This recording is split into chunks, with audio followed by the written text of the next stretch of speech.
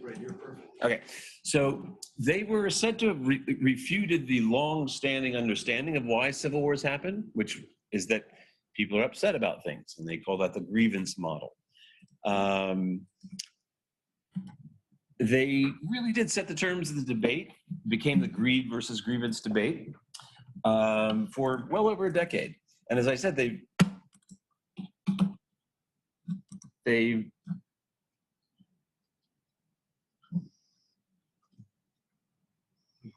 oh, I have to just, okay.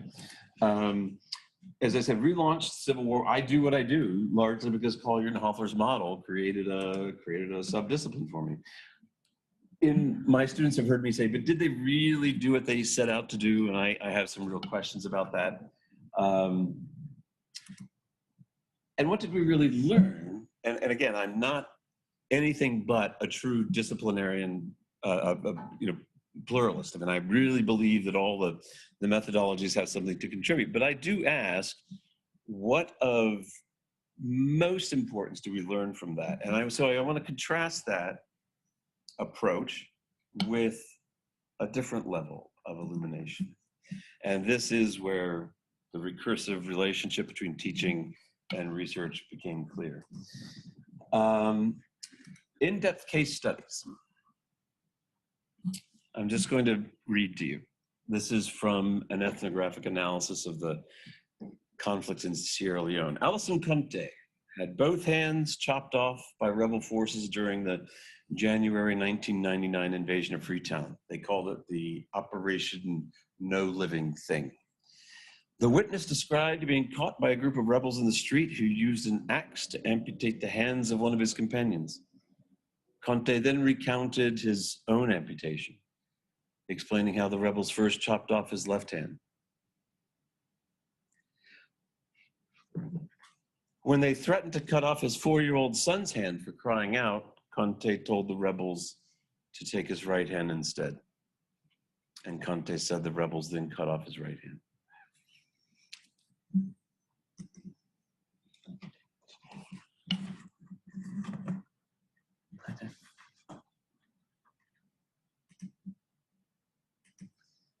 So I think that that level of analysis gets us what we most desire in an understanding of conflict. This is the nature of modern internal war. It is not a statistical artifact of primary export commodity demand. It's horror, it's grotesque intensity of the experience of mentally deranging sacrifice and the permanently brain-altering trauma experienced, witnessed, and perpetrated by the war's combatants, and most commonly its innocent victims, including the choices like Mr. Conte had to face that rise, in my view, to the level of that captured in Sophie's Choice. These are the critical constitutive elements of the phenomenology of modern organized armed violence. So our understanding of violent conflict today is increasingly improved, expanded, deepened by the field research of scholars from now disciplines that you couldn't have imagined finding them in conflict zones just years ago. We generically refer to these contexts as difficult. These are just 3 examples. Lansana Gaberi actually at the time was a journalist, but then went on to become a historian. Stephen Ellis, the late, just recently passed away, a historian. Historians noted for dusty but not quite dangerous work in archives, spent a great deal of time on the ground in a very dangerous context in Liberia. And Mike McGovern, an anthropologist, has written absolutely, in my view, the very best book on the war in Cote d'Ivoire. What do the reviews say? I'll just kind of throw these, just to give you a sense of how well received these kinds of analyses are. McGovern has produced a masterpiece in which major anthropological topics of today's Africa, ethnicity, autochthony, extroversion, yada, yada, yada, are woven together both ethnographically and theoretically to produce a very subtle analysis of a very complex conflict. Regarding Mr. Ellis, the late Professor Ellis's, a very honest and brave book. Careful field inquiry was pursued in risky environments. So these are really well-received analyses that truly do deepen our understanding of complex conflict. my students have heard me say many times that economists tend not to leave their offices, which is unfortunate because their models that they construct in their offices have real live impacts on people on the ground that they never see. But I can't say that anymore. Chris Blattman and the husband and wife team, Blattman and Nunn, have spent years in the field. They spent 10 months in the Lord's Resistance Army territory studying the impact of that war in Uganda on women and youth, girls in particular. So we are really gaining in our understanding. This is, as we were just saying, multidisciplinarity. My course on civil conflict today offers students a far superior, far better, far deeper, far more complex understanding than just a decade ago. They get non-governmental organization reports, they get historians, they get anthropologists, political scientists, political historians, political economists. I really hate this. Behavioral and development economics, political psychologists are doing, in my view, I think some of the very, very best work. Even ethicists and philosophers are going to the field in dangerous contexts. And then, of course, people like me that have been doing that. So I want to ask what's happening on the ground as a result of this, growth industry almost of field research in what we call difficult contexts by disciplines that lack the training in conflict analysis and conflict management. It's the very different disciplines that make them able to make these great new illuminating contributions. But my concern has been if they don't have some fundamental training in conflict analysis and conflict mapping, how does that impact the protection of human subjects in these difficult contexts? So the research question here is how can researchers in these difficult contexts who are now shouldered with an obligation to do no harm to their subjects carry that out, shoulder that burden when the research takes place in contexts that are intrinsically injurious to the subjects that they will study? The central question is, can the dominant paradigm for ethical guidance of humane research, the Belmont Report, really handle the problems, the unique challenges and problems associated with research in conflict contexts? So I'm going to, because I have limited time, I'm going to just I always have more slides than I can do, but I'm just going to kind of show you what the basics of that paradigm are and then get to the story. The Belmont Report was issued following this disastrous scandal when we learned of the Tuskegee experiment, where the US government funded research let African Americans with syphilis die as a part of the experimental design. And that led to this issuance of the Belmont Report, which established guidelines for protection of human subjects. But you will notice here, I've highlighted biomedical and behavioral research. So there's a very clinical sort of orientation to these guidelines that are meant to handle all kinds of research. But the bottom line is that the Belmont Report establishes an obligation of researchers to do no harm. There are three guiding principles, and I'm just going to kind of put these up here.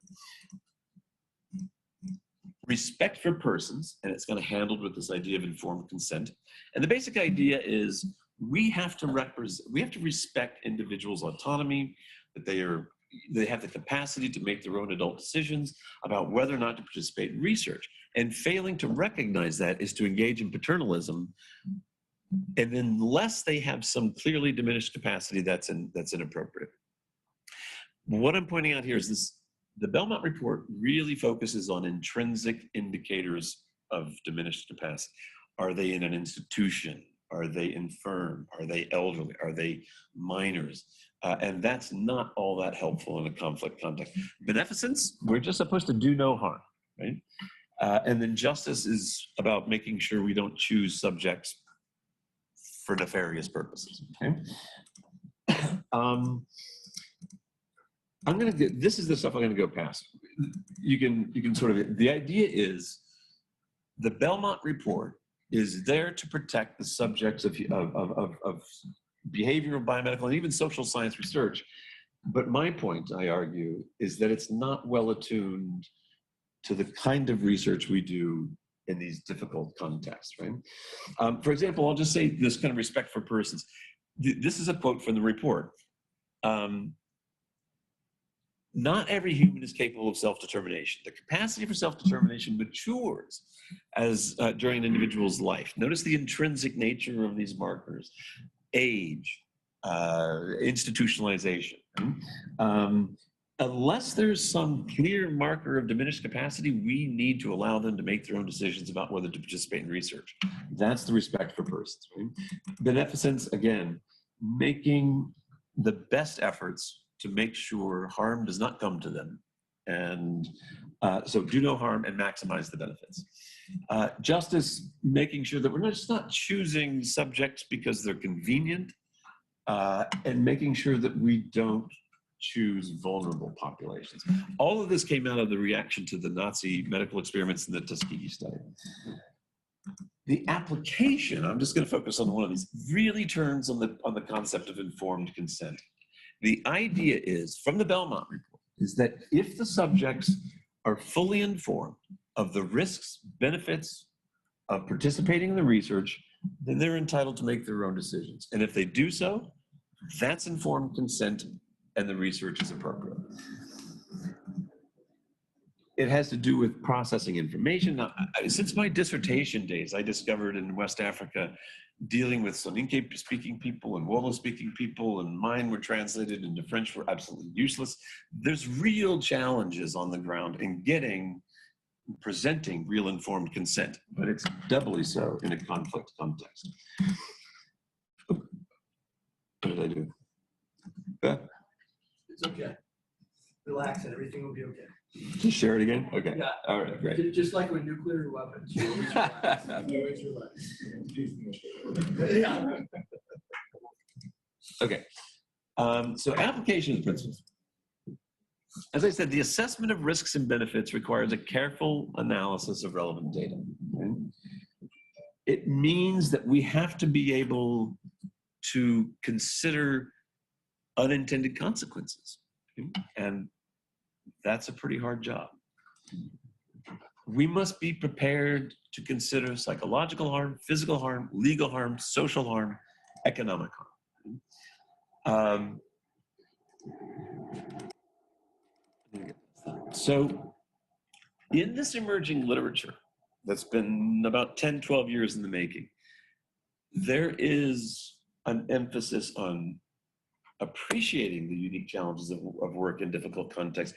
But unfortunately, most of the research kind of focuses on proper research design execution and getting the right sampling techniques. And they really don't get, in my sense, at the heart of the matter. So what I want to do is get to why I think this matters. What is missing from this emerging and important literature is an appreciation for the utility of training in basic conflict analysis, as well as human subjects training, uniquely attuned to research in difficult contexts. For those of you students that might not know this yet, if you do for your thesis or something, anything with interviewing students, you're gonna have to get IRB human subjects training. I just had my required. I studied it for, it took me about 10, 12 hours to get through, but it's about 4 hours worth of modules, I think. In that 4 hours, I would say there were maybe 5 to 10 minutes of conflict relevant discussion and not direct. I made those connections to it because I was looking for them. Okay? So the problem is, as I say, how do we do our research in these contexts and shoulder the burdens to not do harm nor allow harm to come, right?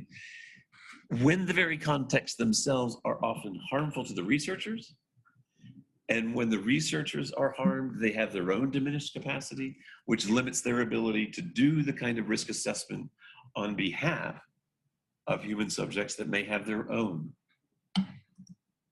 deficits. So, my story. I had been doing conflict consulting for various international non-governmental organizations, Office of the Coordination of Humanitarian Affairs, Economic Community of West African States. And then I was appointed by a well-known, well-respected, I'm going to try to keep this anonymous, international non-governmental organization as their high-level consultant in conflict analysis and peace building to try to come to terms with a conflict that had been going on in Africa for well over a decade. And my job was to find out why it was lasting so long and how we might bring it to an end, and specifically what was happening to the most vulnerable populations in society.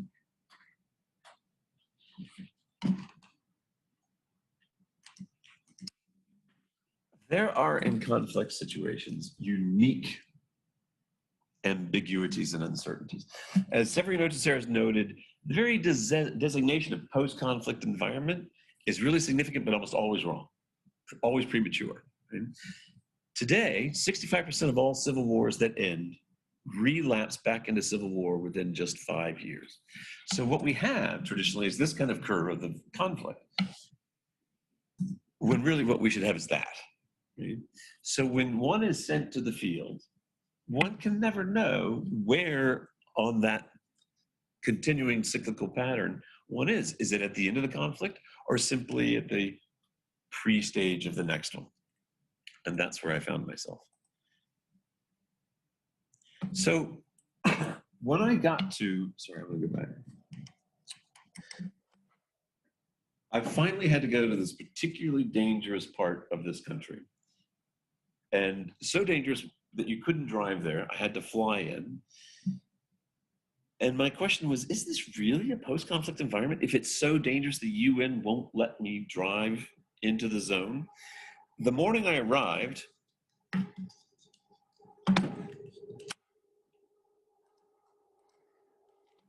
this internally displaced persons camp was razed to the ground, hundreds killed and 20,000 scattered to the jungles where more rebels were waiting. The morning I arrived in that region. But I went I set out to kind of assess the level of tension here. Was this moving in the direction of post-conflict? And classic indicators are market activity. How comfortable do people feel returning to the marketplace? And I saw lots of this, lots of market activity. So I was starting to feel pretty good, except for the IDP camp. And then I have to ask, when is a cigar just a cigar? I've never taken a photograph that's impacted me more than this one. If you want to look for ambiguity and uncertainty in a conflict photograph, it's that one. When is a machete just a machete? And when is it there to prepare for the next round? And that's where I found myself. It really was an intensely complicated, uncertain environment.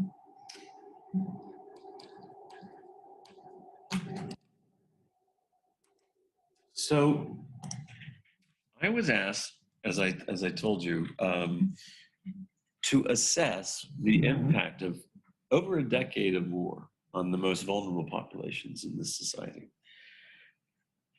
2 days before I had to be back into the capital city, I learned that a preteen girl had just been raped by a rebel associated with there were 5 rebel factions in this part of the country. There was no state writ. There was no governmental presence. It was anarchy in a classic Hobbesian sense. This was precisely part of the task I had been assigned. And what problems arose? I can't ask a preteen child to give consent. I don't want to re-traumatize a child by asking her questions anyway. I had to get consent from her father, which has its own problems. And there were no Belmont markers of vulnerability or diminished capacity. The father was so keen to talk to me. And he wanted to talk to me that day, which was great because I had to be in the capital city the next day. I had been following the strictest research protocol I could adopt, largely influenced by feminist research ethics. This woman on the right, the white woman on the right, accompanied me to every interview that dealt with anyone with a victim of sexual violence. She was empowered to end any interview at any point when she picked up on stress, and that happened multiple times. She came to me for this interview and nothing was amiss. 20 minutes into the interview, the father was quite keen, as I said. and I had to leave the next day. This was central to my assignment. And I wanted to tell this young girl's story. I did not want to let her recede into another statistic of war. So we arrived at his village around 12:30.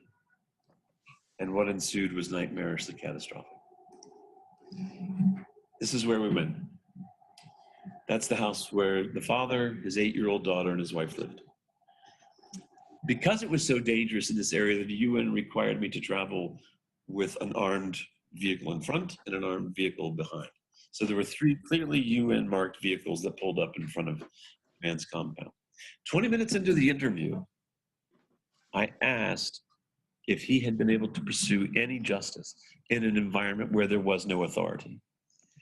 And as matter of fact, as if he were telling me what he had for breakfast, he said, yeah, I know which rebel faction that guy was with. So I went to the zone commander and I told him, I reported him. And I'm like, you reported the soldier responsible for raping your daughter. That's really quite brave.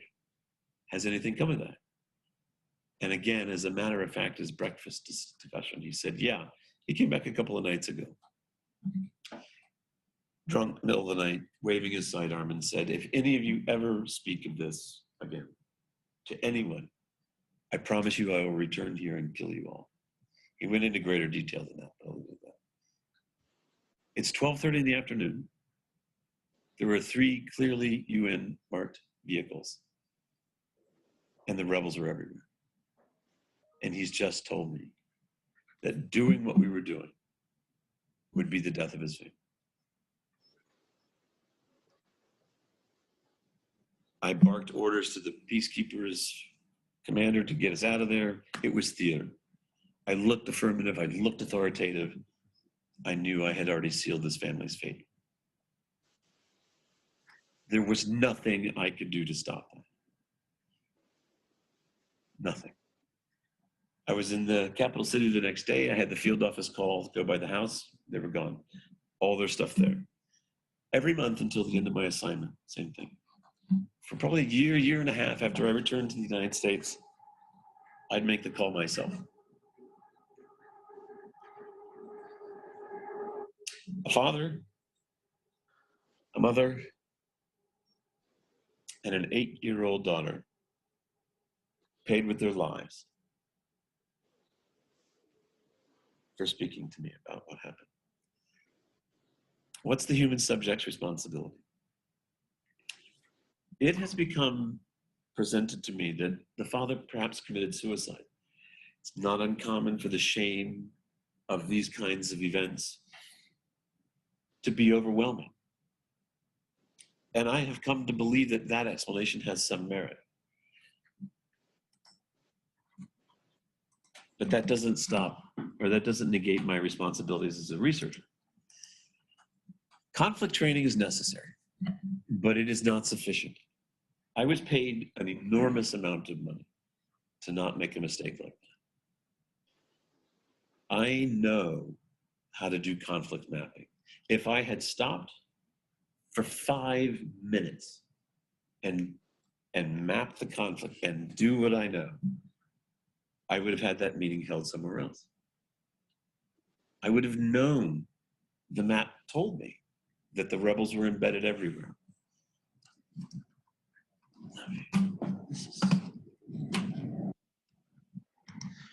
The Belmont structure is just simply inadequate to protect human subjects in conflict sites. Even if the father committed suicide and took his family with him, I had a responsibility to allow no harm.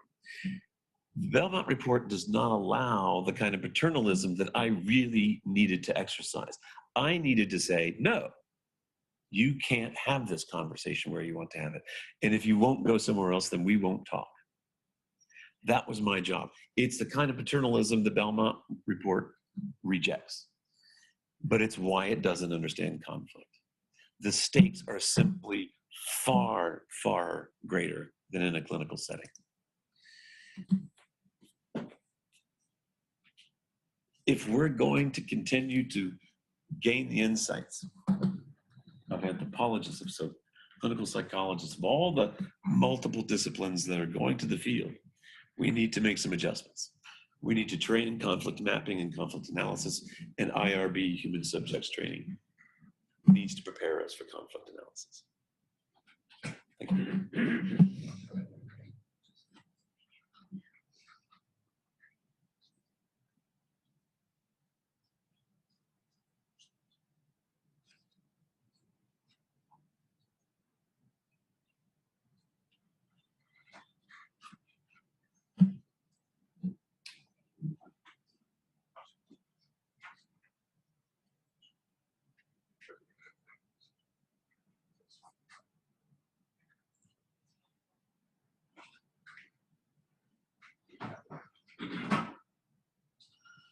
All right, thank you very much, Dr. O'Bannon, for your presentation.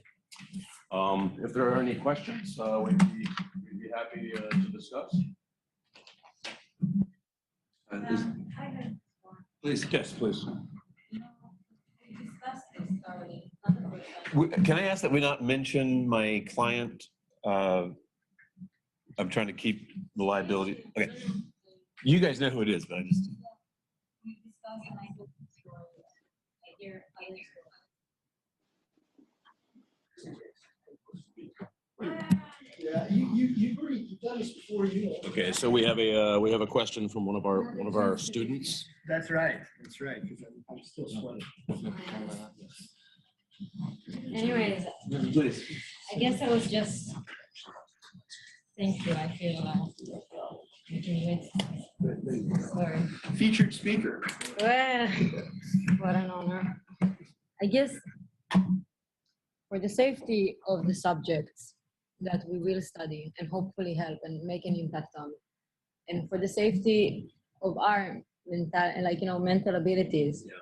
and for the benefit of the progression of this discipline as a multidisciplinary, what do you think is the most essential program that we have? Because from what I understand, psychology has to be one part of it, but this is analytical skills that sometimes only after you go into the field and you try and you get it wrong, do you learn the lesson. And the stakes are catastrophic. I'm really glad it's in the paper. It's just not in this presentation.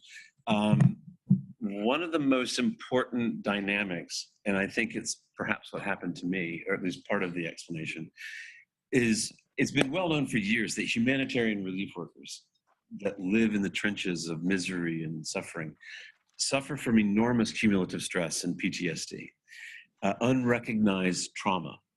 And when they do so, and Amanita could comment on this, I'm certain better than I could, when they fail to understand that they've been traumatized by their work, they fail to understand their own diminished capacity, and specifically diminished capacity to do the kind of risk assessment I needed to do on behalf of my human subject.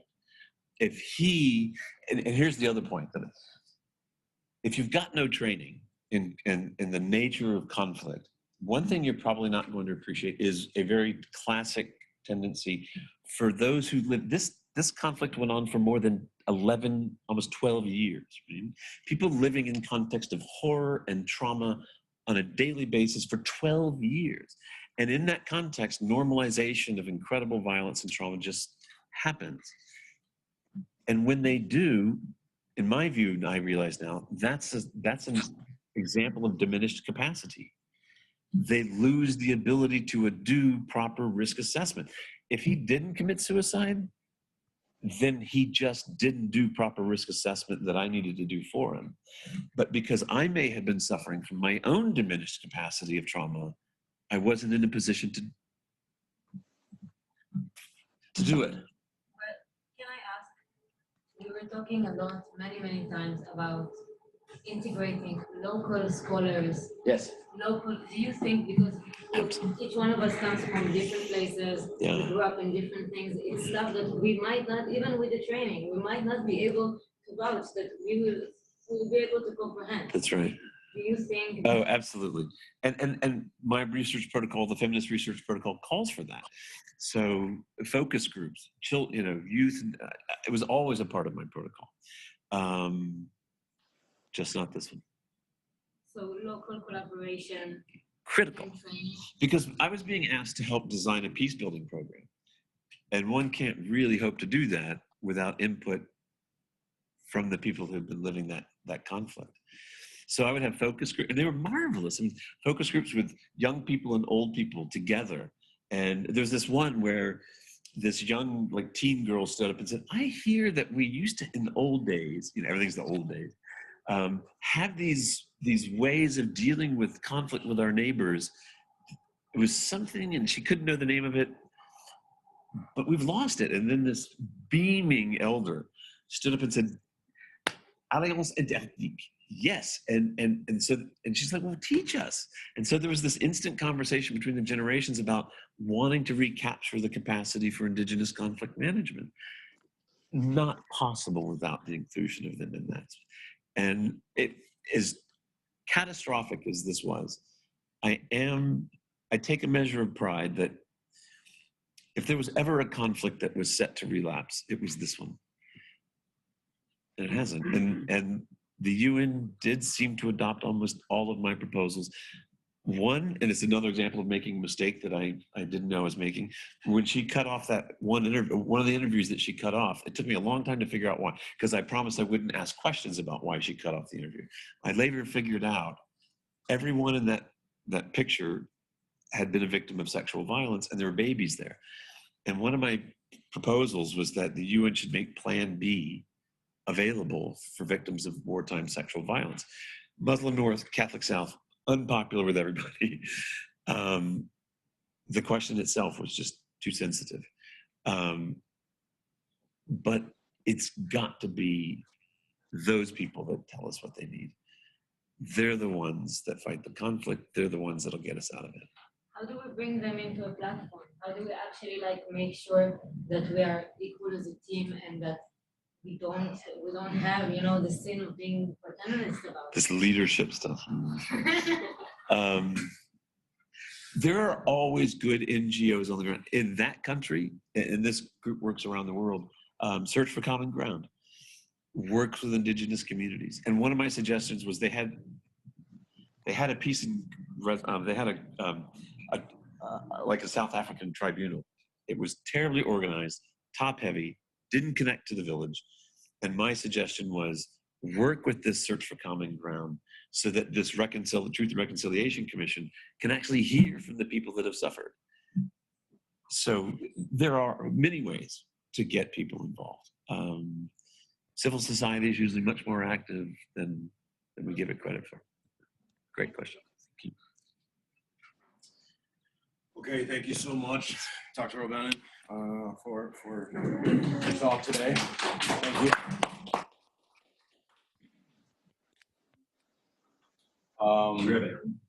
So we're going to have our next presenter coming up shortly, Dr. Manouk Somakian.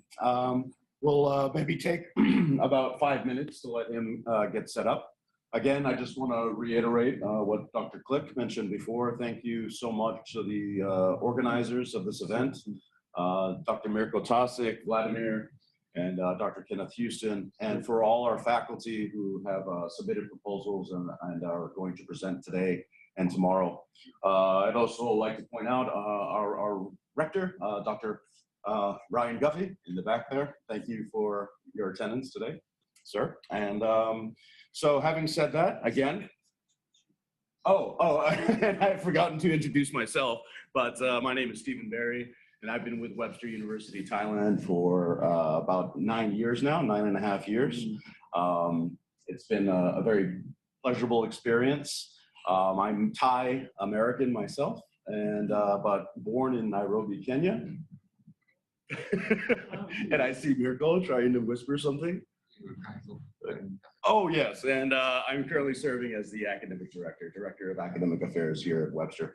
So again, it's a pleasure for us and a privilege for us to be able to co-sponsor this event and this conference. And thank you very much for this opportunity and for all of our guests for your participation today. So having said that, I will hand it over to Dr. Manouk and allow him to get set up. So let's take about 5 minutes to just go ahead. And excellent, thank you.